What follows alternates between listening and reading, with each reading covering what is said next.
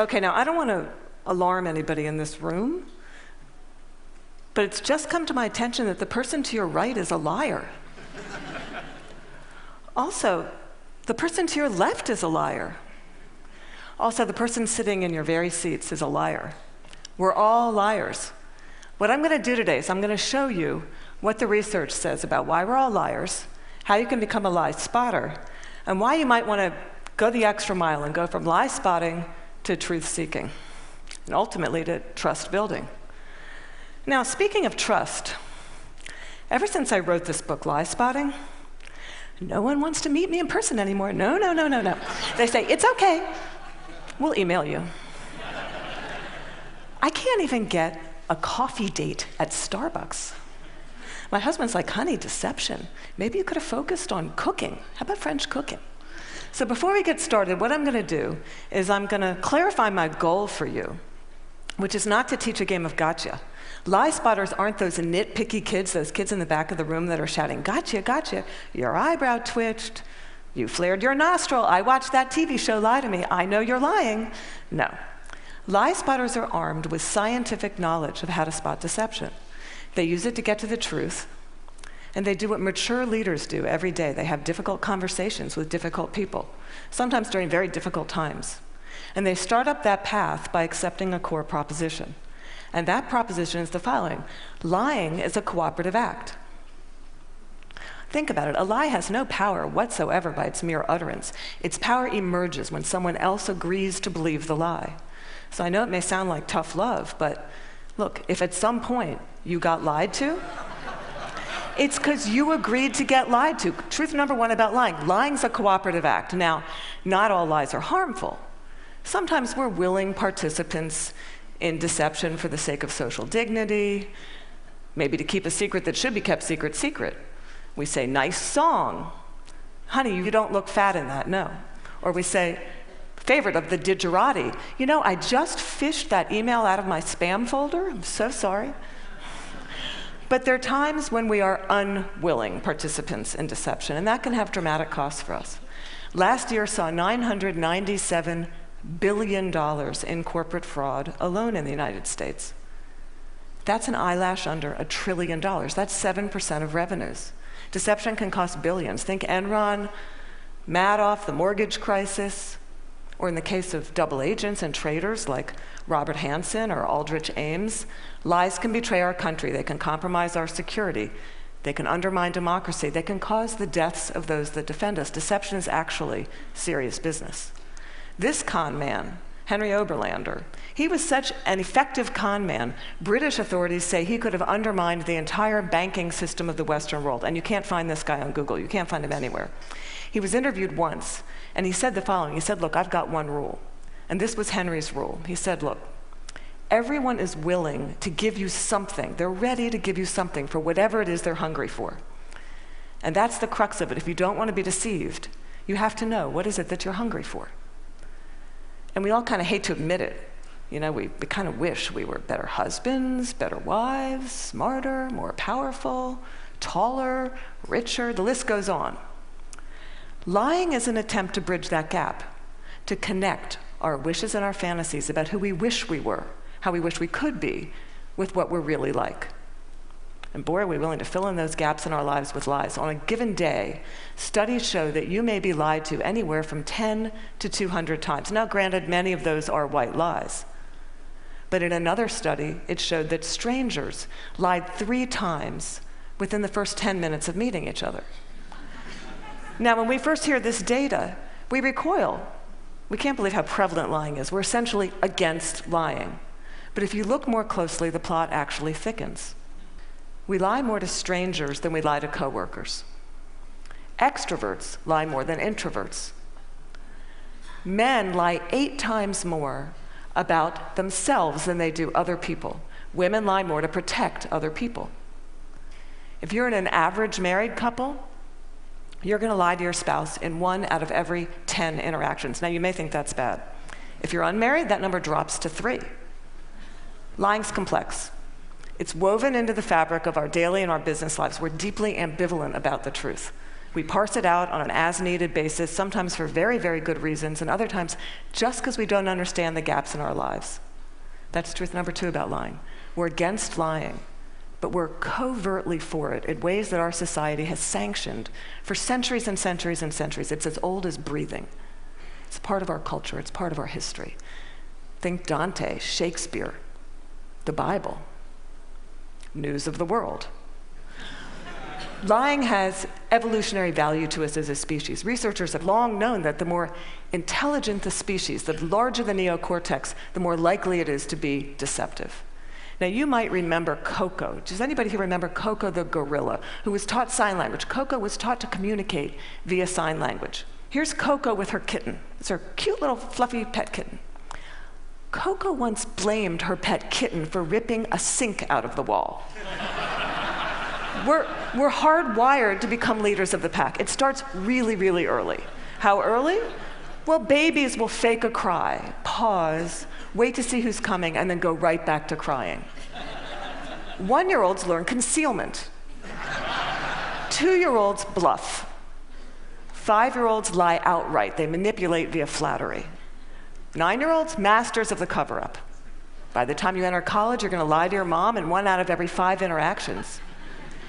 By the time we enter this work world, and we're breadwinners, we enter a world that is just cluttered with spam, fake digital friends, partisan media, ingenious identity thieves, world-class Ponzi schemers, a deception epidemic. In short, what one author calls a post-truth society.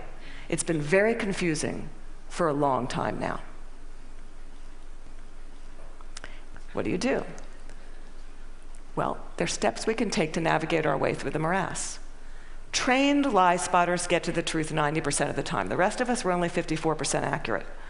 Why is it so easy to learn? Well, they're good liars and they're bad liars. They're no real original liars. We all make the same mistakes. We all use the same techniques. So what I'm going to do is I'm going to show you 2 patterns of deception, and then we're going to look at the hot spots and see if we can find them ourselves. We're going to start with speech. I want you to listen to me. I'm going to say this again. I did not have sexual relations with that woman, Miss Lewinsky. I never told anybody to lie, not a single time, never. These allegations are false, and I need to go back to work for the American people. Thank you. Okay, what were the telltale signs? Well, first we heard what's known as a non-contracted denial. Studies show that people who are overdetermined in their denial will resort to formal rather than informal language. We also heard distancing language, that woman. We know that liars will unconsciously distance themselves from their subject using language as their tool. Now, if Bill Clinton had said, well, to tell you the truth, or Richard Nixon's favorite, in all candor, he would have been a dead giveaway for any lie spotter that knows that qualifying language, as it's called, qualifying language like that, further discredits the subject.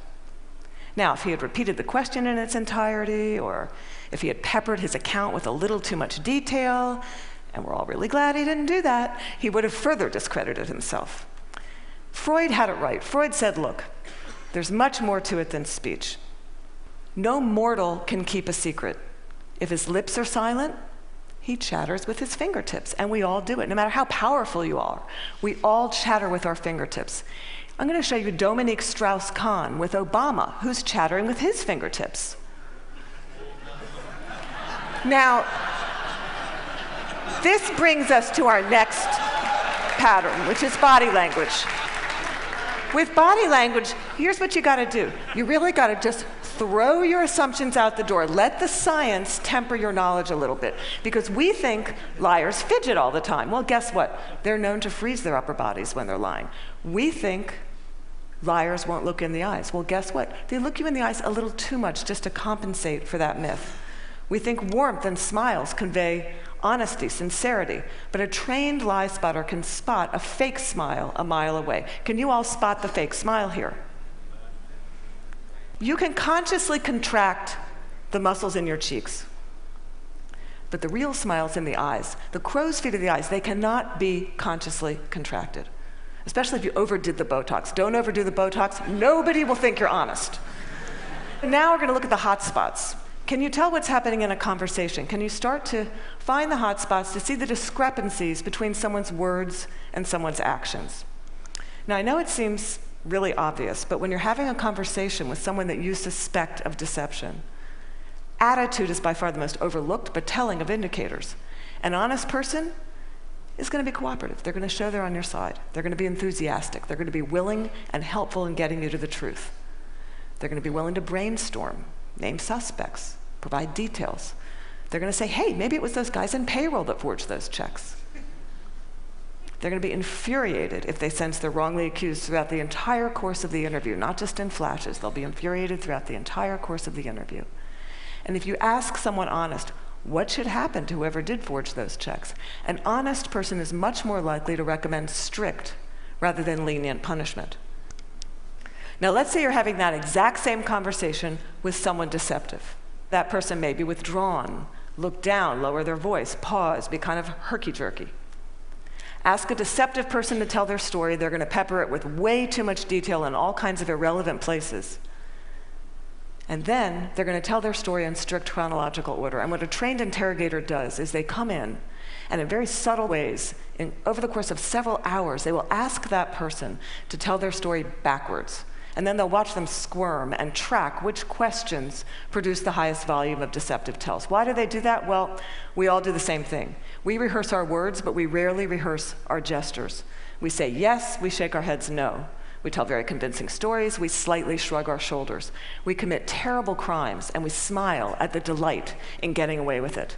Now, that smile is known in the trade as duping delight, and we're going to see that in several videos moving forward, but we're going to start, for those of you that don't know him, this is presidential candidate John Edwards, who shocked America by fathering a child out of wedlock. We're going to see him talk about getting a paternity test. See now if you can spot him saying yes while shaking his head no, slightly shrugging his shoulders, lots of be happy to participate in one. I know that it's not possible that this child could be mine because of the timing of events, so I know it's not possible. Happy to take a paternity test and would love to see it happen. Are you going to do that soon? Is there somebody that you can't? I'm only one side. I'm only one side of the test, but I'm happy to participate in one. Okay, those head shakes are much easier to spot once you know to look for them. Now, there are going to be times when someone makes one expression while masking another that just kind of leaks through in a flash. Murderers are known to leak sadness. Your new joint venture partner might shake your hand, celebrate, go out to dinner with you, and then leak an expression of anger. And we're not all going to become facial expression experts overnight here, but there's one I can teach you that's very dangerous and that's easy to learn, and that's the expression of contempt. Now, with anger, you've got two people on an even playing field. It's still somewhat of a healthy relationship, but when anger turns to contempt, you've been dismissed. It's associated with moral superiority, and for that reason, it's very, very hard to recover from. Here's what it looks like. It's marked by one lip corner pulled up and in. It's the only asymmetrical expression, and in the presence of contempt, whether or not deception follows, and it doesn't always follow, look the other way, go the other direction, reconsider the deal, say, no, thank you, I'm not coming up for just one more nightcap, thank you. Science has surfaced many, many more indicators. We know, for example, liars will shift their blink rate, point their feet towards an exit. They will take barrier objects and put them between themselves and the person that's interviewing them. They'll alter their vocal tone, often making their vocal tone much lower. Now, here's the deal. These behaviors are just behaviors. They're not proof of deception. They're red flags. We're human beings. We make deceptive, flailing gestures all over the place all day long. They don't mean anything in and of themselves. But when you see clusters of them, that's your signal. Look, listen, probe, ask some hard questions, get out of that very comfortable mode of knowing, walk into curiosity mode, ask more questions. Have a little dignity. Treat the person you're talking to with rapport. Don't try to be like those folks on Law and Order and those other TV shows that pummel their subjects into submission. Don't be too aggressive. It doesn't work. Now, we've talked a little bit about how to talk to someone who's lying and how to spot a lie.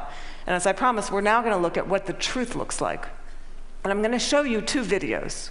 Two mothers One is lying, one is telling the truth. And these were surfaced by researcher David Matsumoto in California. And I think they're an excellent example of what the truth looks like.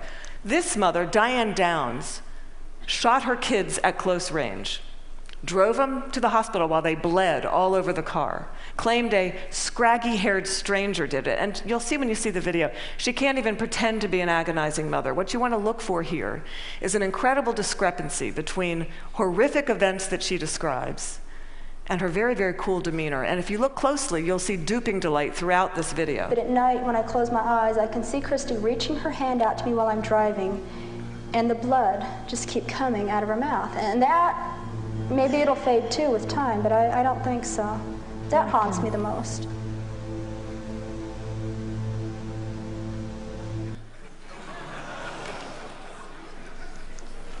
Now I'm going to show you a video of an actual grieving mother, Erin Runyon, confronting her daughter's murderer and torturer in court. Here you're going to see no false emotion, just the authentic expression of a mother's agony. I wrote this statement on the 3rd anniversary of the night you took my baby. And you hurt her, and you crushed her, you terrified her, until her heart stopped. And she fought, and I know she fought you. I know she looked at you with those amazing brown eyes, and you still wanted to kill her. And I don't understand it, and I never will. Okay, there's no doubting the veracity of those emotions. Now, the technology around what the truth looks like is progressing on, the science of it. We know, for example, that we now have specialized eye trackers, infrared brain scans, MRIs that can decode the signals that our bodies send out when we're trying to be deceptive. And these technologies are going to be marketed to all of us as panaceas for deceit. And they will prove incredibly useful someday. But you've got to ask yourself, in the meantime, who do you want on your side of the meeting? Someone who's trained in getting to the truth, or some guy who's going to drag a 400-pound electrocephalogram through the door? Lie spotters rely on human tools. They know, as someone once said, character's who you are in the dark. And what's kind of interesting is that today we have so little darkness. Our world is lit up 24 hours a day. It's transparent, with blogs and social networks broadcasting the buzz of a whole new generation of people that have made a choice to live their lives in public. It's a much more noisy world. So one challenge we have is to remember, oversharing, that's not honesty. Our manic tweeting and texting can blind us to the fact that the subtleties of human decency, character, integrity, that's still what matters. That's always what's going to matter. So in this much noisier world, it might make sense for us to be just a little bit more explicit about our moral code. When you combine the science of recognizing deception with the art of looking, listening, you exempt yourself from collaborating in a lie. You start up that path of being just a little bit more explicit because you signal to everyone around you. You say, hey, my world, our world, it's going to be an honest one. My world is going to be one where truth is strengthened and falsehood is recognized and marginalized. And when you do that, the ground around you starts to shift just a little bit. And that's the truth. Thank you.